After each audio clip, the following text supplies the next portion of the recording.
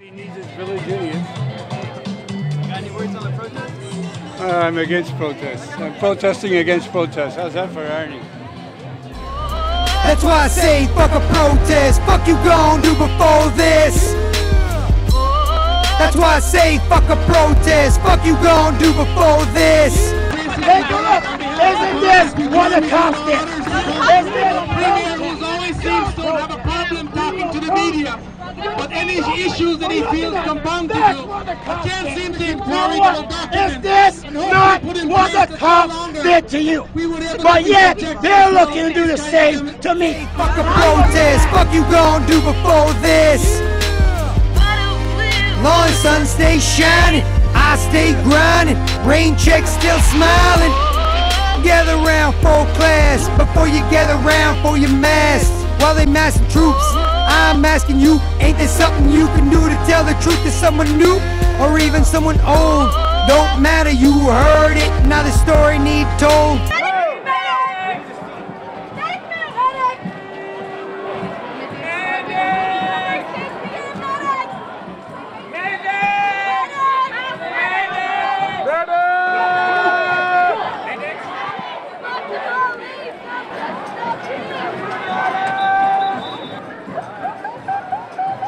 For the next hour, all you could hear was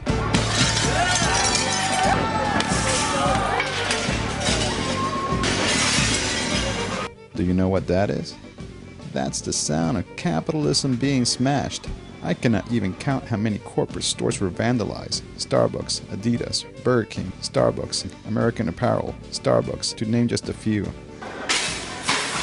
I suspect that at Tim Hortons, a Canadian corporate donut store, the Popo were able to get there before the block, as the shelves that normally stock pig fuel were already empty. But corporate chains were not the only ones that got smashed. Jewelry stores and porno stores were also targeted. A few people decided to do some militant action, and the police, who had been readying for it all week, we saw them all week in these peaceful protests, thousands of police, riot police behind closed doors, police on horseback, mean, rotten, mean. They wouldn't even talk to you, not like Toronto police usually are.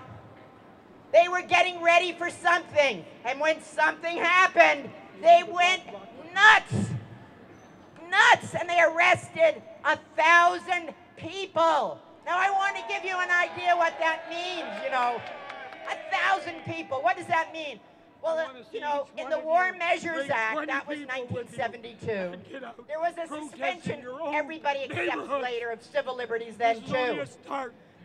And there were there had been a blowing up of mailboxes. Then there were 2 kidnapping and a murder.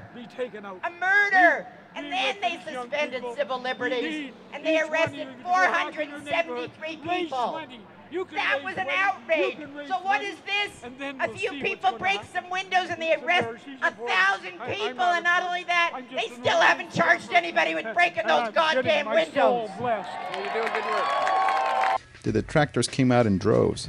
There have been very, very serious allegations, or indeed proof, of police infiltration and use of agents provocateurs. This time we were well prepared for the backlash from liberals and lefties, but the backlash became less about why Smashy Smash is bad and sounded more like a dumb motherfucking Alex Jones conspiracy theory. I don't know why the police didn't stop them. I saw them go. They were really easy to stop. When they started to torch that car, there were riot police all around. They just sat and watched them do it. Now, I want to know why they didn't stop them. So your advice or your question is you thought the police should have stopped them right then and there instead of... Yeah, right at the beginning. And they arrested almost 1,000 people in one day.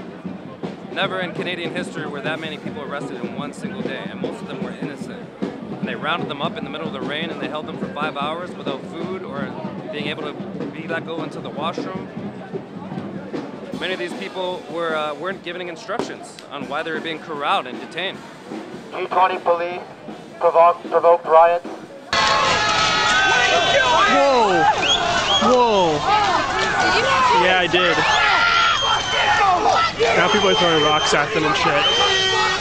Didn't engage the protesters. They just watched them go by, smashing windows and spray painting From there they turned south on Bay Street and started into the financial district. There were 3 police cars abandoned in the intersection at King and Bay. The Black Bloc started smashing the police cars and set one of them on fire. After around 15 minutes they walked north on Yonge Street, smashing windows along the way. There were no police to be seen anywhere. The streets were full of people going, just kind of doing normal things.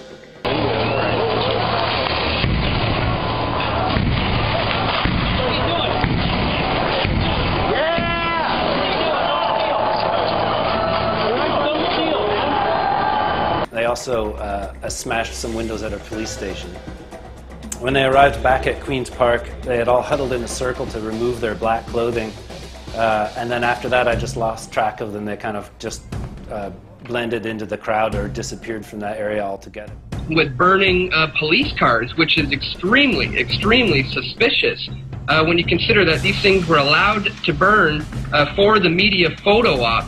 These cars were set on fire by the supposed Black Bloc anarchists, and I had been sent a photo from a good friend of mine at nauresistance.org, which shows that some of these Black Bloc guys had the same clubs that the police were using at the front of the riot line. Hi. Hello. Our picture's taken. No media. Why are you protesting? I'm not media. Just filming, so... That's fine. I'm just flashing my flashlight. How come you guys block your face? How do you block your face? How do we not know you guys are police officers? I would also like to know. You want to...